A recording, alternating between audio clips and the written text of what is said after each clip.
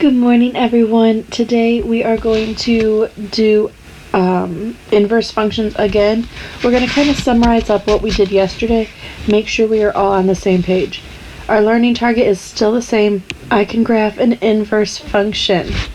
Okay, so the first thing I want to talk about is what we did yesterday. So what does the a, okay, so in each of these equations over here, there's an a. What are they going to make the transformation do? Okay. So for our first one, okay, we have an equation where the a is in the bottom of the fraction and it's a plus. Okay. Now this tells us that we need to move, if it's plus and it's in the bottom, this tells us it's going to go left a spaces. Okay, so when I draw my asymptotes, okay, my one's going to stay on the 0 and the other one is going to move over. Okay, and that's where my shape's going to be. Now remember, if it doesn't have a squared, that means that the graph, oops,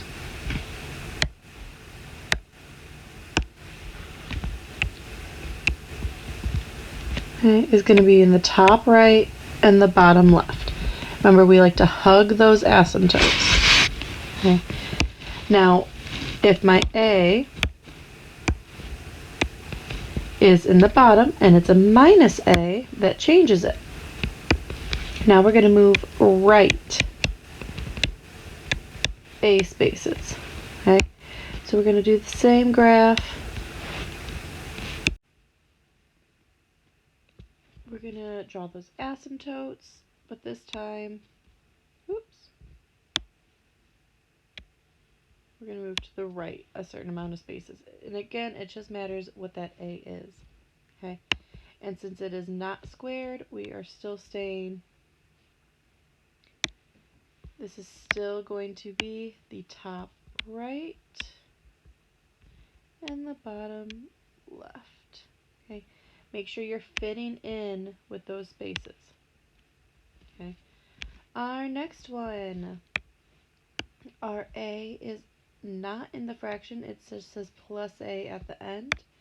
That tells us that we are going to go up however many spaces a is. So let's go ahead and draw this one out. I'm going to draw it off to the side. Okay, now I'm going to use a marker. So my asymptote is normally at 0, okay, on that dark line. However, I'm going to move it up a space, so it's going to move up. My other asymptote, since there's nothing underneath with that x, is going to stay on the 0. Okay, and then when, again, it's not squared, so I'm going to stay top left, or top right, and bottom left. Okay, notice how my graph moves up. Okay, up next, if I have very similar, however now it is minus a.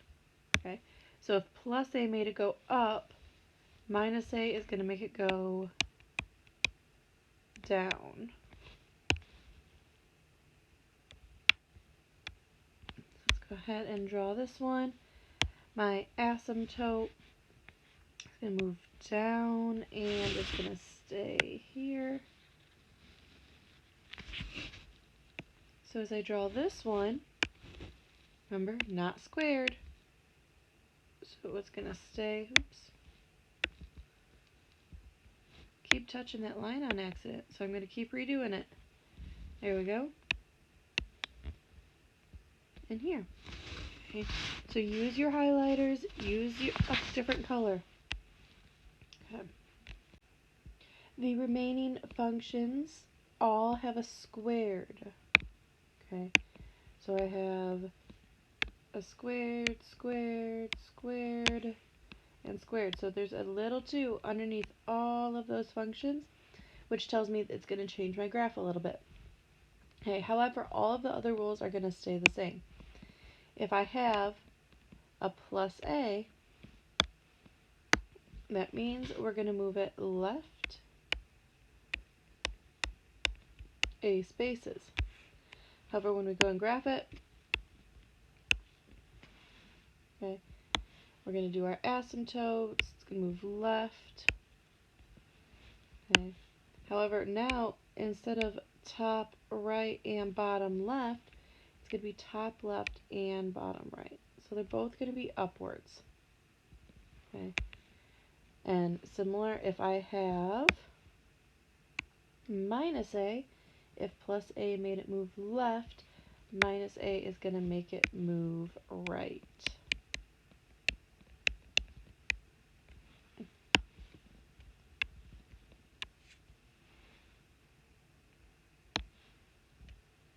So right and 0.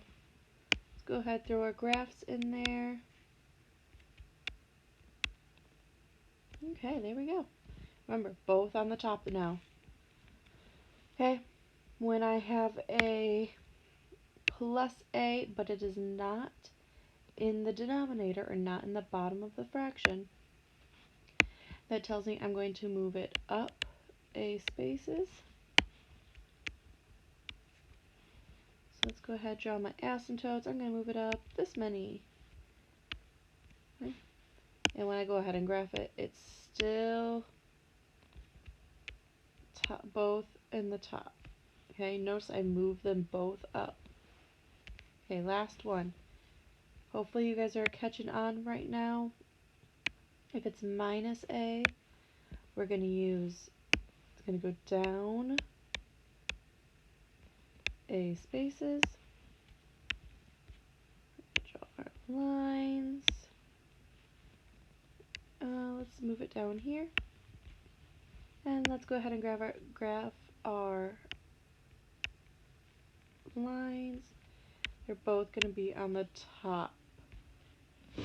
Okay, so this is now going to be a great resource for you to look at and come back to as much as you need to as we go through these problems. So you're going to find out where your A's are, where your numbers are, and you're going to change them based on these rules. Let's go ahead and switch to this next page. It says sketch each graph and describe the transformation. Okay, so you do need to describe the transformation. Remember, we did that yesterday. So what I'm going to do is I'm going to look at my function, and I'm going to find my different numbers. Okay, so I have a x minus 4 down here, a plus 1 over here, and it is not squared. Okay, so I know that means minus 4 in the bottom. Okay, go back and look. That tells me it's going to move right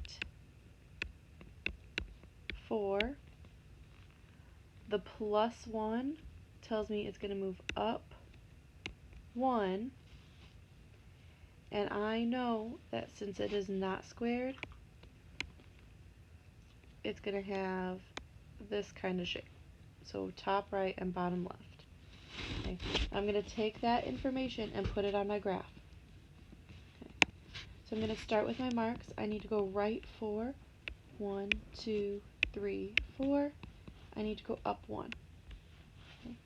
Now we're going to go ahead and draw in our asymptotes right on those lines that we drew. So 1, 2, 3, 4. That's my vertical line. And up 1, that is my horizontal asymptote. Okay. And now that I have this, I'm going to go ahead and graph. And I knew it was top right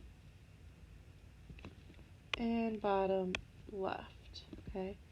Make sure you are moving your graph along with your asymptotes, not with the original graph. Okay. This next one, I need you to go ahead and add a plus 3, please. Okay, sorry that just got cut off when I saved it. Okay, and let's find our information. I see I have a x minus 1. I see I have a squared, and I have a plus 3. Okay, we're going to take all of that information, starting with the x minus 1. That tells me it's in the bottom, so it's going left or right. minus tells me to go right 1. The plus 3 is the big number at the back. It's telling me to go up or down. This one's going to tell me to go up 3. And then I have a squared that tells me they are both going to be upwards. Okay, so let's go ahead and graph this. Need to go right 1. Oops, that was not right. Right 1, up 3, 1, 2, 3. Draw my asymptotes. 1, 3. Okay, and then we're going to go ahead and graph. They are both on the top here. Okay, and if you need to, go ahead and extend that asymptote up so that your graph fits. Okay, make sure you break down what you need and make sure you're writing these explanations. That is part of the assignment. Okay. Let's circle what we know. I have an x plus 1. It is not squared, and I have a minus 1 back here. So that x plus 1 is going to tell me to move left or right. If it's plus, it's going to tell me to move left 1. This minus 1 at the back, it's going to tell me to move up or down. In this case, it is down because it's minus 1. And it is not squared, so they will be split. They're good. 1 up, 1 down. Let's go draw our asymptotes. I need to go left 1 and down 1. So left 1,